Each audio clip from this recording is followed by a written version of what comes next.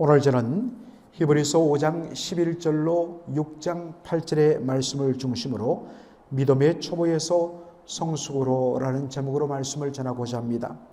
오늘 본문도 그 내용이 너무나 귀하고 풍성하기 때문에 다 담아낼 수 없어서 주로 5장 11절로 마지막 14절 말씀 중심으로 함께 은혜를 나누고자 합니다. 어제 본문은 예수 그리스도는 누구신가? 예수님은 바로 우리의 큰 대제사장이라 그렇게 말씀하십니다. 그러나 예수님의 대제사장 되심은 레위 지파의 아론 계열의 후손인 대제사장과는 차원이 다르다라고 말씀을 합니다. 성전의 제사장들은 레위 지파, 특별히 아론의 후손들이 대를 이어 담당해 왔습니다. 그러나 예수님께서 우리의 큰 대제사장 되심은 창세기 14장에 나오는 멜기세덱의 반차를 좇은 것이라 라고 말씀합니다. 그래서 특별히 이번 토요일 보면 이 멜기세덱에 대해서 굉장히 저희들이 자세하게 한번 다룰 기회가 있어서 지금은 말씀을 더 이상 하지 않겠습니다. 오늘 본문에 보면 이 멜기세덱은 설명을 막 시작하려고 하다가 잠시 멈춥니다. 본문을 보시면 멜기세덱에 관하여는 우리가 할 말이 많으나 너희의 듣는 것이 두나무로 라고 해서 잠시 지금 이 말씀을 받는 히브리서 수신자들의 신앙 상태를 점검하는 쪽으로 말씀을 돌립니다. 왜냐하면 수신자들, 이 편지를 받는 성도들의 이해력이 떨어져서 멜기세덱에 대해서 연결해서 곧바로 이야기하면 이 말씀에 대한 어떤 면에서는 온전한 정말 수납, 받아들이는 것이 힘들기 때문에 그래서 잠시 멈추고 지금 충분히 멜기세덱에 대하여서 더 이상 설명하지 않아도 너희가 알아야 되는데 지금 그런 상태가 되지 못한다는 그런 이야기를 하면서 5장 12절을 보면 이렇게 이야기합니다. 때가 오래므로, 때가 오래된 것은 무슨 뜻이겠습니까? 이미 예수를 믿고 하나님의 은혜를 맛본 지 오래인데 예수 믿은 지 오랜 시간이 흘렀는데 따라서 너희가 이미 누구를 가르칠 만한 그런 선생의 자리에 올라가는 것이 마땅할 터인데 너희가 다시 하나님의 말씀의 초보 단계, 초보가 무엇인지 누구에게 가르침을 받아야 할 상태다. 그러면서 그 다음에 젖이나 먹고 단단한 식물을 소화하지 못하는 그래서 마치 어린 갓난쟁이가 젖을 뗀 아이가 이유식 먹고 딱딱한 거 먹으면 설사하는 그런 단계다. 이 정도면 충분히 너희들이 굳이 이게 누구고 설명할 필요가 없는데 내가 다시 멜기세덱에 대해서 너희들한테 말해야 할 정도니 참 답답하다 하는 내용이 이 속에 들어 있습니다.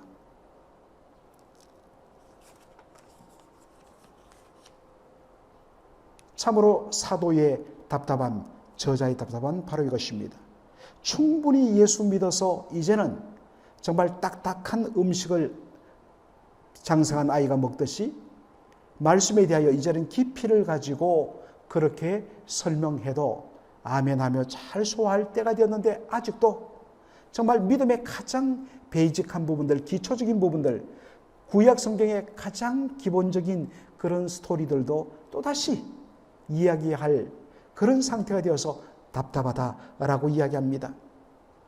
히브리서 5장 14절을 보면 어린아이 같은 신앙과 장성한 자의 신앙을 비교합니다. 14절 보시면 대저 젖을 먹는 자마다 어린아이니 의의 말씀을 경험하지 못한 자요 단단한 식물은 장성한 자의 것이니 저희는 지각을 사용함으로 연단을 받아 선악을 분별하는 자들이라.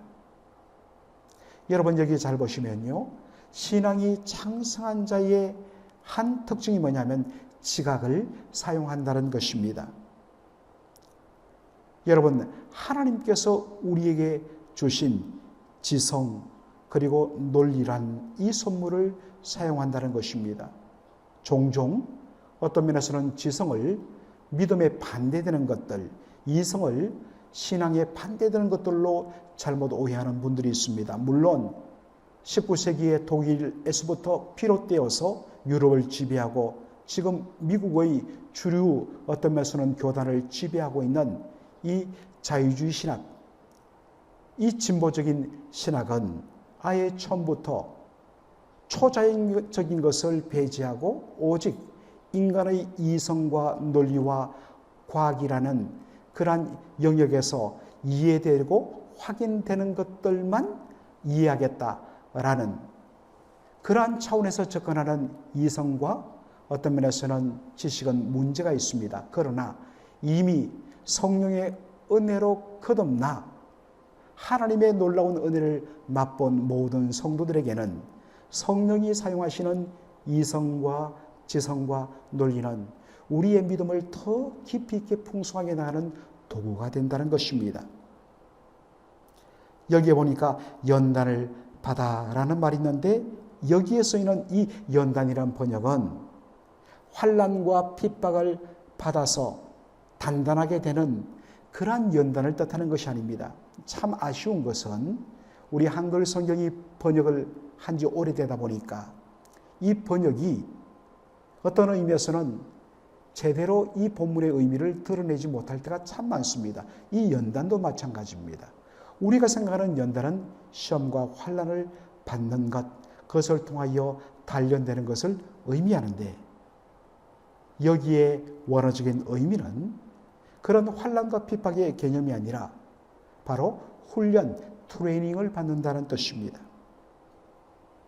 성령이 주신 거듭남 가운데 성령의 은혜 가운데서 지성과 합리적인 사고와 논리를 사용하여서 옳고 그름을 구별하는 훈련을 반복함으로 믿음의 장성한 분량에 이르게 된다는 것입니다.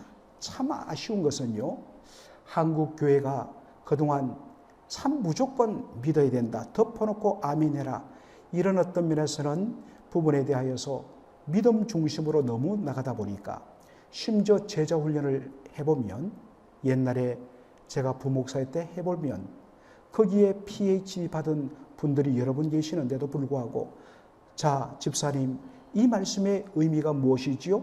그냥 이것은 우리가 국어 문법에 기초하여서 읽어봐도 의미가 드러나는데 엉뚱한 이야기를 하는 거예요. 왜 그러느냐? 어떤 의미에서는 그런 논리와 이성과 지성을 사용하여서 합리적으로 우리가 접근하고 추론하고 이런 부분들은 이건 믿음에서 떨어지는 것이라고 잘못 가르쳐서 목사님들이 무조건 아멘하고 믿으라고 가르치는 바람에 심지어는 그렇게 똑똑한, 심지어는 UCI 대학 교수님 가운데도 이 말씀의 의미를 모르겠는데요. 읽어보면 아는데도 불구하고 그렇게 말을 하더란 것입니다. 그렇지 않습니다, 여러분. 성령이 배제된 이성과 논리와 지성은 굉장히 위험합니다. 그러나 성령의 은혜 가운데서 우리가 바르게 논리와 지성을 사용하고 지적인 훈련을 통하여서 이것이 은혜 가운데 붙들림 받을 때 신앙의 놀라운 성장을 가질 뿐만 아니라 다른 사람들을 영적으로 바르게 인도하는 그러한 놀라운 도구가 된다는 것입니다. 히브리서 저자의 도전이 6장 1절로 2절에 이어집니다.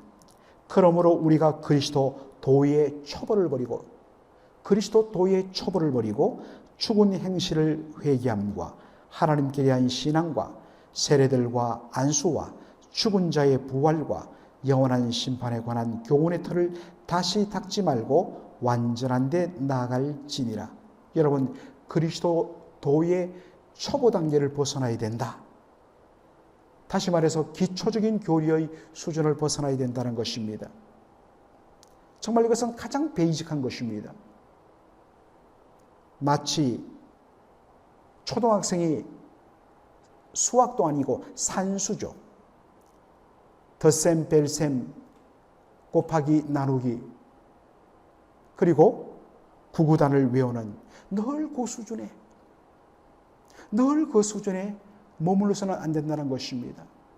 예수 믿은 지 10년이 되면 10년의 성장이 있어야 되고, 아이가 태어나서 정말 부모의 정성을 따라서 먹이고 또 훈련하고 운동도 시키고 공부도 시켜갖고 10살 되면 10살 수준에, 그리고 벌써 20살이 되면 대학생 수준의 그러한 어떤 지적인 능력과 이해력과 그리고 몸의 성장이 오는 것이 마땅한데, 정말 예수 믿은 지 10년, 20년, 30년, 40년 지났는데 여전히 어떤 의미에서는 이유식 찾고 여전히 어떤 면에서는 대소변을 가리지 못해서 기저를 차고 있다면 그 부모의 심정은 어떠할까요?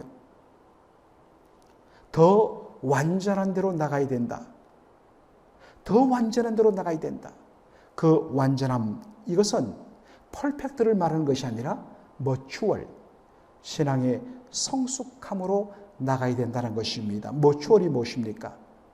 어떤 의미에서는 처음에 열매가 깨알같이 맺혔다가 비를 맞고 햇빛을 비춤받고 그리고 바람을 맞으면서 점점 자라서 가을이면 정말 향기도 기가 막히고 정말 과즙이 꽉 찬 빨갛게 익은 가을 사과처럼 점차 단계를 거쳐서 성장하고 성숙한 대로 나가는 것, 이것이 바로 완전한 대로 나가는 것입니다. 하나님은 우리에게 퍼펙트함을 요구하지 않습니다. 머추어, 성숙을 원하시는 것입니다. 그런데 많은 분들이 이야기합니다. 여러 가지 이유를 대어서 나는 이런 사정 때문에 정말 이 온전한 하나님의 말씀으로 한 단계 더 업그레이드되고 더 성장하여서 정말 개인적인 어떤 차원에서는 말할 것도 없고 이제는 다른 사람들을 그렇게 양육하고 세워주는 그런 리더로 성장해야 되는데, 많은 분들이 이런저런 사정을 대면서 신앙 성숙에 어떤 면에서는 자신을 헌신하지 않습니다. 우리가 모든 일도 결국에는 어떤 의미에서는 시간과 정성과 노력과 몸부림이 없이는 그 자리에 머뭅니다. 이것은 하나님이 세우신 모든 어떤 면에서는 법칙입니다. 이것은 비즈니스도 형성되고 다 통합니다. 영적인 세계도 마찬가지입니다. 헌신 없이 훈련받지 아니하고 그리고 거기에 합당한 시간을 쏟지 않는 가운데 있으면 은혜 받고 처음 감격했던 그 자리에서 한 걸음도 나가지 않습니다. 분명히 은혜 받고 거듭났습니다. 하나님의 자녀입니다. 그러나 영적인 수준은 이미 장성한 분량이 되어야 되는데 아직도 예수만 믿고 거듭난 그런 수준으로 머무는 것들을 보게 됩니다. 사랑하는 성도 여러분, 오늘 이 말씀을 들으면서 한번 자신을 돌이켜 보시기 바랍니다. 여러분은 지금 어느 수준에 와 있습니까? 아니면 멜기세덱 이야기하다가 사람들이 무슨 이야기지 이게? 그래서 그것을 잠시 멈추고